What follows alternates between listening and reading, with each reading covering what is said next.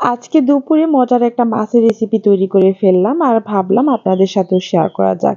যারা নতুন রাঁধুনি আছেন তারা আমার এই রেসিপিটা দেখে খুবই উপকৃত হবেন। আর খেতে হয়েছিল ভীষণ মজা, তৃপ্তি সহকারে ভাত খাওয়ার মতো একটা মাছের রেসিপি। আজকে পাবদা মাছের ঝোল রেসিপিটা আপনাদের সাথে শেয়ার করব ফুলকপি, আলু এবং টমেটো দিয়ে। প্রথমেই দেখুন এখানে পাবদা মাছ নিয়েছি আর মাছগুলো খুব ভালো করে লবণ দিয়ে কষলিয়ে ধুয়ে নিয়েছি আমি। একদম পরিষ্কার করে ধুয়ে নিতে হবে। এরপরে সামান্য পরিমাণে নুন, হলুদ এবং মরিচের গুঁড়া দিয়ে এটাকে 10 মিনিট আগে আমি মাখিয়ে রাখছি। রান্না করার 10 থেকে 15 মিনিট আগে মাখিয়ে রাখার চেষ্টা করবেন। এতে করে মাছের মধ্যে কিন্তু নুন, ঝাল, মিষ্টি হয়ে যাবে।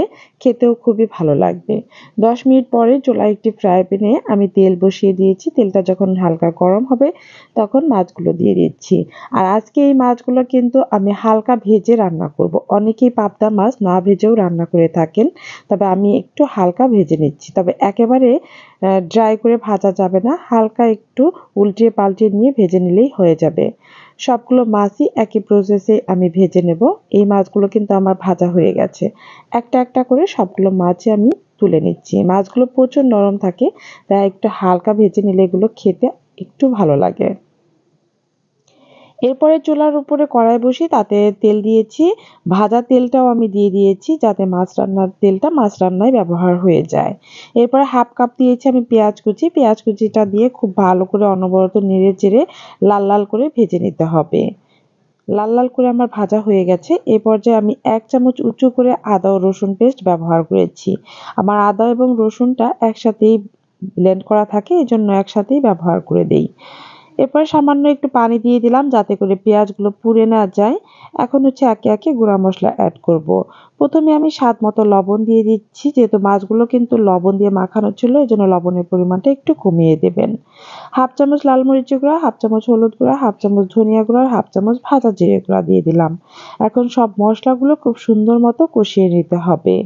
তেল উঠে আসা পর্যন্ত নেড়ে চেড়ে কষিয়ে নেব। আর এই মশলাগুলো কষানোর জন্য সামান্য একটু পানিও ব্যবহার করলাম। খুব সুন্দর মতো আমার কষানো হয়ে গিয়েছে। দেখুন তেল ভেসে উঠেছে। এ পর্যায়ে হচ্ছে আমি বড় সাইজের একটা আলু কেটে নিয়েছিলাম আর ফুলকপি। এগুলো দিয়ে আমি খুব সুন্দর মতো একটু কষিয়ে নেব। সামান্য একটু পানিও দিয়ে দিলাম কষানোর জন্য।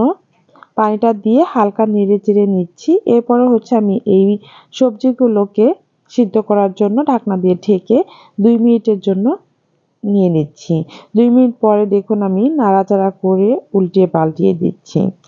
সবজিগুলো মশলার সাথে খুব সুন্দর মতো কষানো হয়ে গেলে এই সবজিগুলো কিন্তু খেতে বেশ ভালো লাগে। অনেকেই আছে সবজি দিয়ে বেশিক্ষণ জাল করে না, এতে করে কিন্তু তরকারির টেস্টটা একদমই ভালো হয় না। কষানোর সময় বড় একটা সাইজের টমেটো আমি দিয়ে দিলাম। টমেটোটা এই পর্যায়ে দিলাম, আগে দিলে বেশি গলে যেত, এর জন্যই। সামান্য কিছু কাঁচামরিচ ফালিও করে দিয়ে দিলাম।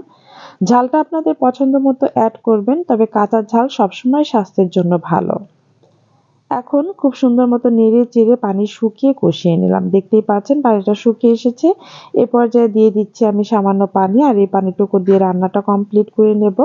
আর ঝোলটাও রাখবো সে অনুযায়ী কিন্তু আমি পানিটা অ্যাড করেছি। পানিতে যখন বলক চলে আসবে সে পর্যায়ে দিতে হবে ভেজে রাখা মাছগুলো। ভেজে রাখা পাবদা মাছগুলো আমি দিয়ে দিলাম। আর এই মাছগুলো কিন্তু খুবই নরম থাকে, আবারও বলছি।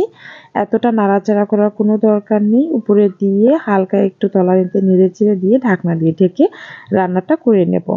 রান্নাটা করতে আমার আরও 4 থেকে 5 মিনিটের মতো সময় লাগবে। 4-5 মিনিট খুব ভালো করে জাল করে নিচ্ছি।